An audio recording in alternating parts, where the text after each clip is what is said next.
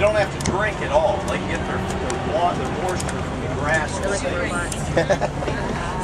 Hey, what's up, man? The northern area around Senegal. Why are they endangered, Bob? Well, they killed them all out to eat them, and there's no protection of them over there. And the people are in such, the population is so large, and the food supply is so small, and the poverty is so great, they just killed them all. Like deer? I don't think there are any in the, I think they're extinct in their native habitat.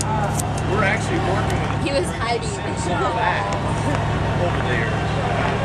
We'll provide the animals, you know, they can get the money to send them back and try to reestablish them. But it would have to be in a protected area. We have problems with poachers. We don't have problems with poachers. We are, knock wood, we've had very few animals killed from the road. That was our concern when we. Here's a good time to talk about it. Look at the fence. We're right up next to it. See the little small squares at the bottom, and they get bigger as they go up. That's a 6-foot fence there. The rest, all of our perimeter fences are 8-foot fences. We had just rickety old barbed wire fences entry and exit. So we decided to do these. They're much friendlier looking. And with that small squares on the bottom, they're good for catch the dreaded plastic bags that blow that we hate. And anyway, so on the way back. It's the end of the tour. On the way back. Yeah, we're gonna meet the stretch. There's a rhino over here. I might believe you. See, there's a pretty important. Thank you, Diane. Right there. Yeah, I'm gonna start to see young Chinese. Challenge song. Challenge Chinese girls.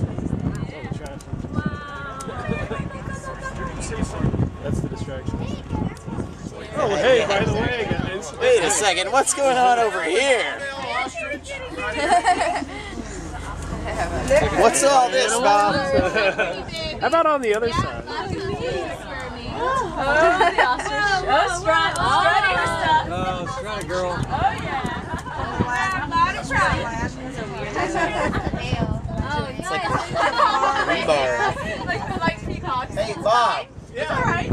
What's this over here? Okay, look to your right. I've got all those animals. You can see those eating.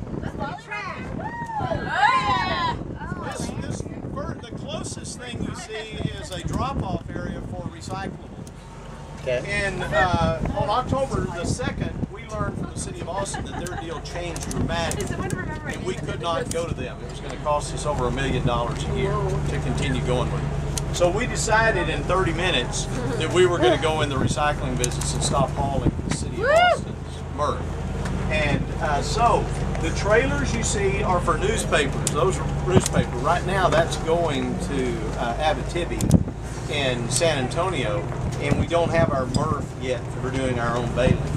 But that's what we're doing. Bob, will you tell everyone what MRF stands for? MRF is a material recovery facility or a material recycling facility, depending on, different people use recovery or recycling. It's a building where you recycle material from waste stream. Okay. There is some of that is trash from the Green Builder program. You'll see, this is our Green Builder program processing area right here. We don't have a building yet, so we're just out on the face of the earth. And y'all might remember how windy it was on Friday. We were just pushed over here next to all these bales. These bales are scrap metal. We divert from the landfill about 500 ton a month of scrap that otherwise would just be buried in the landfill. And so the markets are real lousy right now, so we're just stacking it up. We're speculating the market. We have a drop-off center that you're going to see in a few minutes, and that's where most of it gets diverted at that drop-off center. That's where the public is bringing in the material, and some of it gets diverted at the working It's totally place. So you're buying like Wally. Yes, he works here. You do it. So that old Army surplus truck is hooked onto a baler logger, and that's the baler that baled all the steel that's in that wall. Right now, we've accumulated, I guess, about 1,150 tons of plastic, aluminum, steel, and glass. And we're storing it in preparation for our MRF to be open to do separation. The city of Austin did a really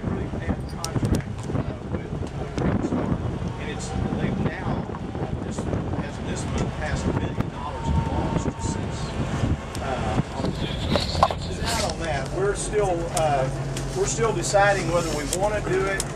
It's a deal that the cement kilns have run tests that we insisted. We told them we wouldn't work with them at all to provide a fuel or even test it unless they worked with the environmental communities. And so they've done, the first in the nation to ever do this, they've done very significant, that's got some turn, no back, yeah, just go right through there. They've done this testing and they're about 2 or 3 weeks away from getting the test results back. It's got to be better than coal in the environmental community, which obviously includes y'all to the greatest extent, y'all. Have got to be comfortable with doing it. It's a debate on using recycled products like this that otherwise that can't be landfill, like the tire. I mean, can't be composted like the tire chips, to be used as a fuel, so that coal is not dug out of the ground in Wyoming and Colorado and brought down here to melt rock and make cement out of it. So the climate change argument is changing people's viewpoint on this, and I don't know how comfortable I am with it. So, but we're trying it, and we've gotten the cement kilns to do all this testing, and that's a good thing because we're determining what the difference is between the coal and a product. There's a lot of phosphorus in it, and well, actually, the better place to go is the stockpiles, because the stockpiles, if they get rain on them, they melt off, and so it's like an Easter egg. You go around and pick them up. Across the road from the Gardenville stores. If you want to go over there, you will find fossils. What do you do with your fossils? Do you give them to we give them away. We don't. I mean, it's not. It's not like it's a major artifact, but there are a lot of shells and a lot of plants. There's no question you'll find them over there. You go to the Gardenville store and go right across our internal road and just walk out and all the way to your house. Giraffes don't even fence it, Got it. If you look back here, see the highway back there where the cars are, and see that whole valley? Yeah.